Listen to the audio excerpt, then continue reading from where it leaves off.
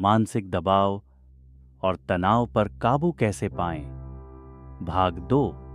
आइए स्वयं से पूछें कि क्या हम तभी स्वतंत्र अनुभव कर सकते हैं जब कोई बाहरी दबाव मौजूद न हो।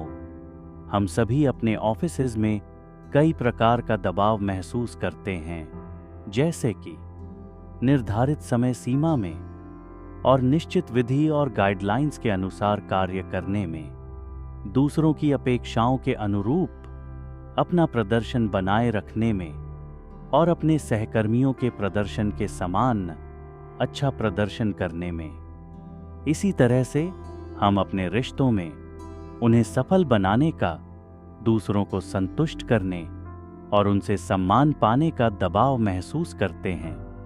बच्चे पढ़ाई में सबसे बेहतरीन प्रदर्शन करने का दबाव महसूस करते हैं, जो न केवल इसलिए होता है कि यह उनके उज्जवल भविष्य के लिए जरूरी है, बल्कि दूसरों द्वारा पॉजिटिव दृष्टि से देखे जाने और प्रशंसा पाने की इच्छा भी इसके पीछे का एक कारण है।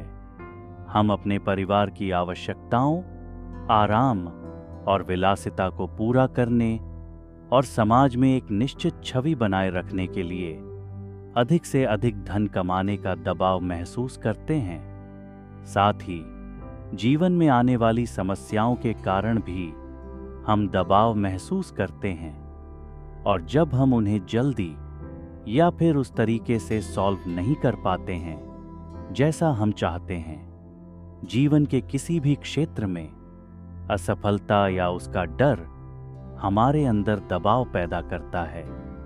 कभी कभी हम इसलिए भी दबाव का अनुभव करते हैं क्योंकि हमारा मन उस तरह काम नहीं कर पाता जैसा हम चाहते हैं, या फिर जब हम अपनी नेगेटिव पर्सनैलिटी को अपनी इच्छानुसार पॉजिटिव पर्सनैलिटी में बदल नहीं पाते हैं।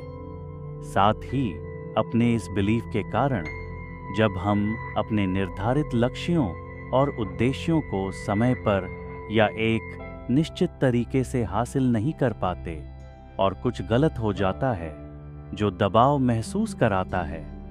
हम में से कुछ लोगों के लिए शारीरिक बीमारियां या उनके होने का डर भी दबाव पैदा कर सकता है, और इस तरह से जब हमारा जीवन अनगिनत प्रकार के दबाव वाले स्पीड ब्रेकरों में बदल जाता है, जो एक के बाद एक आते रहते हैं, हमें परेशान करते हैं और हमें रिलैक्स्ड होने ही नहीं देते हैं, और इन स्थितियों में हमें ऐसा लगता है कि ये सारे दबाव हमारे जीवन पर शासन कर रहे हैं और इवेंचुअली हम स्वतंत्र महसूस नहीं करते हैं। अंततः लंबे समय तक दबाव की भावना पैदा करने और उससे जुड़ी बातों का बोझ उठाने की यह आदत हमें भावनात्मक और आध्यात्मिक स्तर पर थका देती है। कल भी जारी रहेगा।